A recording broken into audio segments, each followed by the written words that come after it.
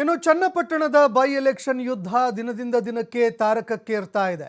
Ticket ಪಡೆದುಕೊಳ್ಳೋದಕ್ಕೆ ಅಂತ ನಿರಂತರವಾಗಿ ದಿನದಿಂದ ದಿನಕ್ಕೆ ಕಸರತ್ತು ಕೂಡ ಜಾಸ್ತಿ ಆಗ್ತಾ ಇದೆ. ಇನ್ನು ಟಿಕೆಟ್ ಪಡೆದುಕೊಳ್ಳೋದಕ್ಕೆ ಎಂಎಲ್ಸಿ ಸಿಪಿ ಯೋಗೇಶ್ವರ್ ಸಾಕಷ್ಟು ಸರ್ಕಸ್ ಕೂಡ ನಡೆಸ್ತಾ ಇದ್ದಾರೆ. ಒಂದೆಡೆಯಲ್ಲಿ ಕುಮಾರಸ್ವಾಮಿ ಅವರ ಮಗ ನಿಖಿಲ್ ಕುಮಾರಸ್ವಾಮಿ ಈಗಾಗಲೇ ಅಖಾಡಕ್ಕೂ ಕೂಡ ಇಳಿದಿದ್ದಾರೆ. ಇಡೀ ಕ್ಷೇತ್ರದಾದ್ಯಂತ ಈಗಾಗಲೇ ಪ್ರವಾಸ ಕೂಡ ಹಮ್ಮಿಕೊಳ್ತಾ ಇದ್ದಾರೆ. ಈ ನಡುವೆ ಟಿಕೆಟ್ ಅನ್ನು ಪಡೆದುಕೊಳ್ಳೋದಕ್ಕೆ ಅಂತ ಸಿಪಿ ಯೋಗೇಶ್ವರ್ ಕೂಡ ಕಸರತ್ತು ಆರಂಭಿಸಿದ್ದಾರೆ. ಸೋಮವಾರ ದೆಹಲಿಗೆ ತೆರಳೋದಕ್ಕೆ ಅಂತ ಸಿಪಿ ಯೋಗೇಶ್ವರ್ ನಿರ್ಧಾರ ಮಾಡಿದ್ದಾರೆ. ಟಿಕೆಟ್ ಬಗ್ಗೆ ಹೈಕಮಾಂಡ್ ಜೊತೆಯಲ್ಲಿ ಚರ್ಚೆ ಮಾಡೋದಕ್ಕೆ ಅಂತ ತೀರ್ಮಾನ ಮಾಡಿದ್ದಾರೆ. ಯಾವುದೇ ಕಾರಣಕ್ಕೂ ಕೂಡ ಟಿಕೆಟ್ ಜೆಡಿಎಸ್ಗೆ ಬಿಟ್ಕೊಡಬಾರ್ದು. ಯಾಕಂದರೆ ಜೆಡಿಎಸ್ಗೆ ಈಗಾಗಲೇ ಲೋಕಸಭೆ ಚುನಾವಣೆಗೆ ಟಿಕೆಟ್ ಕೊಟ್ಟಿದ್ದೀರಿ. ಅದೇ ರೀತಿಯಾಗಿ ಎಚ್.ಡಿ. ಕುಮಾರಸ್ವಾಮಿ ಅವರನ್ನ ಕೇಂದ್ರ ಸಚಿವರನ್ನಾಗಿ ಮಾಡಿದ್ದೀರಾ. ಹೀಗಾಗಿ ಈ ಬಾರಿ ಟಿಕೆಟ್ ನನಗೇ ಕೊಡಬೇಕು ಅಂತ ಸಿಪಿ ಯೋಗೇಶ್ವರ್ ತಮ್ಮ ಹೈಕಮಾಂಡ್ ಮೇಲೆ ಒತ್ತಡ ಹೇರೋದಕ್ಕೆ ಅಂತ ನಿರ್ಧಾರವನ್ನು ಮಾಡ್ತಾ ಇದ್ದಾರೆ. ಅದೇ ರೀತಿಯಾಗಿ ಮತ್ತೊಂದೆಡೆ ನಿಖಿಲ್ ಕುಮಾರಸ್ವಾಮಿ ಈಗಾಗಲೇ ಕ್ಷೇತ್ರದಾದ್ಯಂತ ಸಂಚಾರ ಕೂಡ ಆರಂಭ ಮಾಡಿದ್ದಾರೆ. ಇನ್ನು ಸಿಪಿ ಯೋಗೇಶ್ವರ್ ಅವರ ಜೊತೆಯಲ್ಲಿ ಬಿಜೆಪಿಯ ಹಲವಾರು ನಾಯಕರು ಕೂಡ ದೆಹಲಿಗೆ ತೆರಳುವಂತಹ ಸಾಧ್ಯತೆ ಕೂಡ ಇದೆ. R Ashok, C T. ರವಿ, ಅರವಿಂದ್ ಬೆಲ್ಲದ್, ಬಸವರಾಜ ಬೊಮ್ಮಾಯಿ ಅವರು ಕೂಡ ದೆಹಲಿಗೆ ತೆರಳುವಂತಹ ಸಾಧ್ಯತೆ ಇದೆ. ಇನ್ನು ಸಿಪಿ ಯೋಗೇಶ್ವರ್ಗೆ ಟಿಕೆಟ್ ಯಾಕೆ ಕೊಡಬೇಕು ಅಂತ ಮನವರಿಕೆ ಮಾಡೋದಕ್ಕೂ ಕೂಡ ಸಜ್ಜಾಗ್ತಾ ಇದ್ದಾರೆ. ಯಾವ ಕಾರಣಕ್ಕಾಗಿ ಕೊಡಬೇಕು, ಅದೇ ರೀತಿಯಾಗಿ ಚನ್ನಪಟ್ಟಣದ ಈ ಒಂದು ಕ್ಷೇತ್ರ ಬಿಜೆಪಿಗೆ ಮುಂದಿನ ದಿನಗಳಲ್ಲಿ ಯಾವ ಕಾರಣಕ್ಕಾಗಿ ಇಂಪಾರ್ಟೆಂಟು, ಇದೆಲ್ಲವನ್ನೂ ಕೂಡ ಮನವರಿಕೆ ಮಾಡಿಕೊಡೋದಕ್ಕೆ ಅಂತ ಅನೇಕ ನಾಯಕರು ತೆರಳುವಂತಹ ಸಾಧ್ಯತೆ ಇದೆ ಅಂತ ಹೇಳಲಾಗ್ತಾ ಇದೆ. ಮತ್ತೊಂದೆಡೆ ಜೆಡಿಎಸ್ನಿಂದ ನಿಖಿಲ್ ಕುಮಾರಸ್ವಾಮಿ ಅವರನ್ನ ಕಣಕ್ಕೆ ಇಳಿಸೋದಕ್ಕೆ ಎಚ್.ಡಿ. ಕುಮಾರಸ್ವಾಮಿ ಸಾಕಷ್ಟು ಕಸರತ್ತು ಕೂಡ ನಡೆಸ್ತಾ ಇದ್ದಾರೆ. ಆದರೆ ಎಚ್.ಡಿ. ಕುಮಾರಸ್ವಾಮಿ ಅವರು ಅಂದುಕೊಂಡಂತೆ ನಿಖಿಲ್ ಕುಮಾರಸ್ವಾಮಿಗೆ ಟಿಕೆಟ್ ಸಿಗುತ್ತಾ, ಅಥವಾ ಅನೇಕ ನಾಯಕರು ಆರ್ ಅಶೋಕ್, ಸಿ.ಟಿ. ರವಿ, ಅರವಿಂದ್ ಬೆಲ್ಲದ್, ಬಸವರಾಜ ಬೊಮ್ಮಾಯಿ ಅವರು ಕೂಡ ಸಿಪಿ ಯೋಗೇಶ್ವರ್ ಅವರ ಜೊತೆಗೆ ದೆಹಲಿಗೆ ತೆರಳಿ ತಮ್ಮ ಹೈಕಮಾಂಡ್ ಜೊತೆಯಲ್ಲಿ ಮಾತುಕತೆ ನಡೆಸಿ ಸಿಪಿ ಯೋಗೇಶ್ವರ್ಗೆ ಟಿಕೆಟ್ ಕೊಟ್ಟರೆ ಉತ್ತಮ, ಅದೇ ರೀತಿಯಾಗಿ ಪಕ್ಷವನ್ನು ಕೂಡ ನಾವು ಬಲಪಡಿಸಬಹುದು ಅಂತ ಅನೇಕ ನಾಯಕರು ತಮ್ಮ ಹೈಕಮಾಂಡ್ಗೆ ಮನವರಿಕೆ ಮಾಡಿಕೊಡುವಂತಹ ಸಾಧ್ಯತೆ ಇದೆ. ಹೀಗಾಗಿ ಸಿಪಿ ಯೋಗೇಶ್ವರ್ ಅವರ ಜೊತೆಯಲ್ಲಿ ರಾಜ್ಯದ ಪ್ರಮುಖ ನಾಯಕರು ಕೂಡ ನಿಂತಿದ್ದಾರೆ, ಅವರ ಬೆನ್ನೆಲುಬಾಗಿ ನಿಂತಿದ್ದಾರೆ.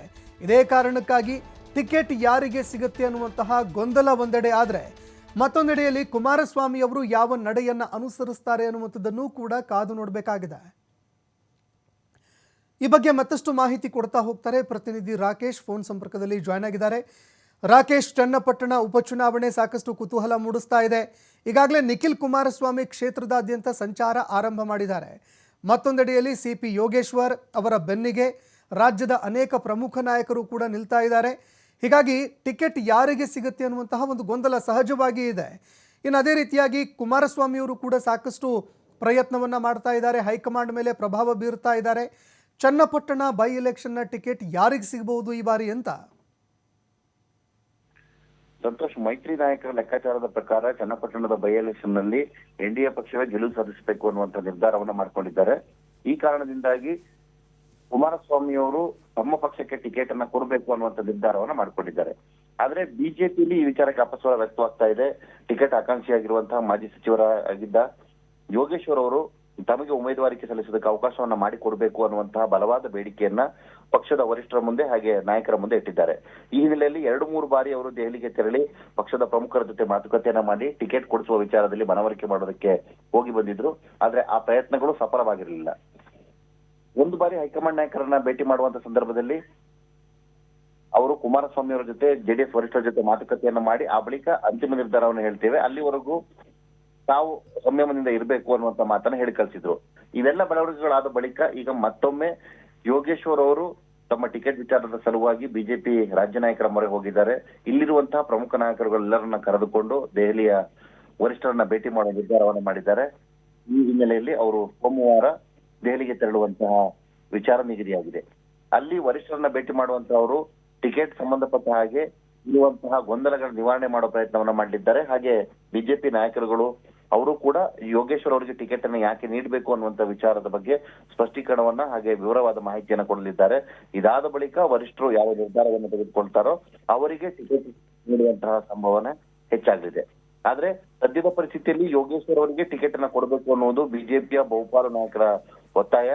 ರಾಜ್ಯಾಧ್ಯಕ್ಷರು ಈ ವಿಚಾರದಲ್ಲಿ ಇದುವರೆಗೂ ಕೂಡ ಯಾವುದೇ ಸ್ಪಷ್ಟನೆಯನ್ನ ಕೊಟ್ಟಿಲ್ಲ. ಇದರ ಹೊರತಾಗಿ ಮೈತ್ರಿ ನಾಯಕರು ಈ ವಿಚಾರಕ್ಕೆ ಅವರು ಕೂಡ ಯಾವುದೇ ಹೇಳಿಕೆಯನ್ನ ನೀಡಿಲ್ಲ. ಅವರಿಬ್ಬರ ಹೇಳಿಕೆಗಳನ್ನ ಪರಿಗಣಿಸಿ ವರಿಷ್ಠರು ಮತ್ತೊಂದು ಸಭೆಯನ್ನ ಮಾಡಿ ಟಿಕೆಟ್ ಅನ್ನ ಅಂತಿಮಗೊಳಿಸುವಂತಹ ಸಾಧ್ಯತೆ ಇದೆ. ಮುಂದಿನ 2 ವಾರಗಳಲ್ಲಿ ಈ ವಿಚಾರದಲ್ಲಿ ಒಂದು ಸ್ಪಷ್ಟ ಚಿತ್ರಣ ದೊರಕಬಹುದು. ಸಂತೋಷ್, ಧನ್ಯವಾದಗಳು ರಾಕೇಶ್ ನಿಮ್ಮೆಲ್ಲ ಮಾಹಿತಿಗೆ.